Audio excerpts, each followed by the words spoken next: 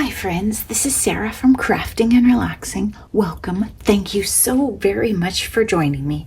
Today I'm going to share a project that I made for a new collab that Beth from Bourbon Creek Crafts and Stampin' Cat on Instagram and I are doing, and it is Smash Those Small Pads.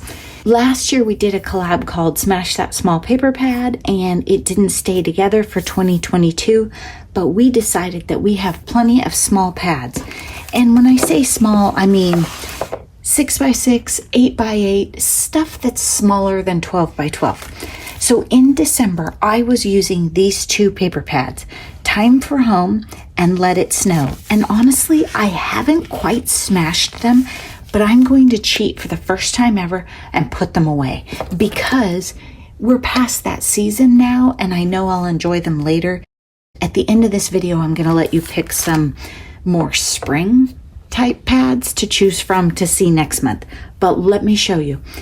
I followed a tutorial from Project 39 Mini Albums. She makes mini albums. She makes a ton of them. She's really good at them. She says this is an afternoon project. Okay, maybe it is. Let me open it up and show you some of the features in it. And for me, it took me more than an afternoon for sure. But look at how cute it is. On my cover, I have a 6x6 piece of paper, and then I matted it with silver. And on the back, I really loved this Time for Home paper, and cards I just don't think would have done it justice because it had these gorgeous big images. And when I saw Debbie make this folio, I thought, oh, that's me.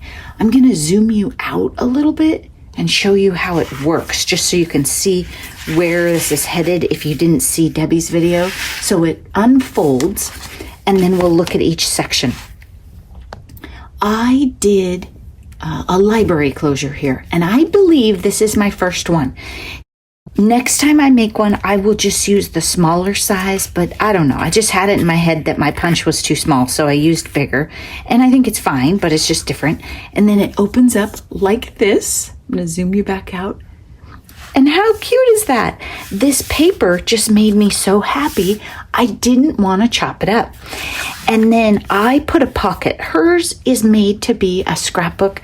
I made mine a little junkier, let's say. I loved this piece of paper that I had to spare, and I didn't want to toss it. I just absolutely wanted to use it. So I made a pocket here. And it's very common. Debbie does a great job at it. Other people do it. You can take your embellishments and glue them in the corners, mat them, and then come through and put your photograph behind them later. I didn't put mine in. I just put them in the pockets right here. So they are good to go. And this is just too cute, isn't it? I just love it. Okay, now watch. This was a magnet for her. I used Velcro because I messed up. I wasn't really watching and I didn't realize that she had the magnets taped down. I don't think I've really done magnets before, but in this project, I did a library closure, Velcro, which I think I've purchased but never actually used. I had to open up the package.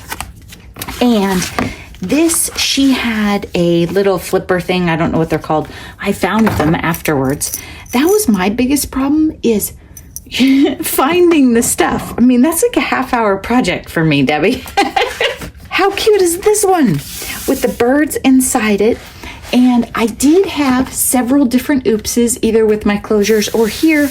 I used a paper that I didn't love. This paper was on the floor and the other one was flipped over. The back side of this I didn't love, so I layered over the top of it and covered it up. But I just think this is so cute. And then I had gray right here, and then I saw this strip and I thought, oh, that would be really cute right here with the bird. So I love it. It's the paper. This paper just makes me happy. And then this one, look, I actually did, well, you can't tell, but listen, I did a magnet. Now, I did my punch right here different than Debbie because I thought, why'd she use such a small one? Oh, because when you use a magnet, it needs room to reach the flap and still have the cutout. Maybe you use magnets and Velcro and library closures and little flippy things all the time, but these were new concepts for me. I had a great time though. This is paper from this other pad just because I ran low, and it's white on the back. So I wanted a journaling card. The idea for this pocket that she has is to put your photos. Extra photos can go in this pocket. And then you flip it, and look how cute that is. And then you flip it again, flip, and you close it up. And I typically forget to glue my ribbon on before. I think I have it a little long. I could cut it. And I remembered to do that. I really enjoyed making this. I think I would like to make more. Maybe some spring or summer ones. It takes a while. It's not a quick thing for me. And I think if I got all the stuff out in advance, that would help. So thank you so very much to Project 39 Mini Albums for making this tutorial, and I'll link to that down below. And be sure to check out Bourbon Creek Crafts for Smash Those Small Paper Pads, and also Stampin' Cat on Instagram. I'll link to them in the description below, and we're gonna come back on the 30th of each month. I am guessing on February 28th, we'll come back to you. How about that? Next month, what do you want to see? I'm thinking February, we're going to be ready for a little different weather, a little springy. I don't know, maybe not. But take a look at these three. This one is a partial pad from Queen & Company Birthday Bash. Needs to be used up, kind of a mess here. Some cute party hats, some stripes, some stars. Getting rid of those unfinished objects sitting around. Then this one is Simple Stories Vintage Bliss. It is a little shabby, right? A little vintagey. I think it could make some really cute cards. Looks like it would make gorgeous embellishments too. A lot of fun there.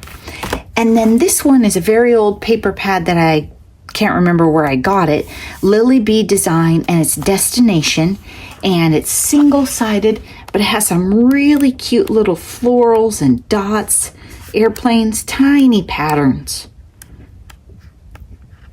maps on it. Really fun. So which one would you like to see me use? The paper sometimes leads me in a different direction. I could see this one. I would probably make some envelopes for journals and some cards and who knows what else.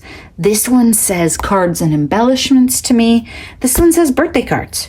I don't always stick to my plan, but if what I'm going to make influences which one you pick, there you go. So you've got birthday, vintage bliss, or destination. Let me know in the comments below which one you'd like to see, and be sure to check out what my friends made for Smash Those Small Paper Pads. Thanks for watching. Bye-bye.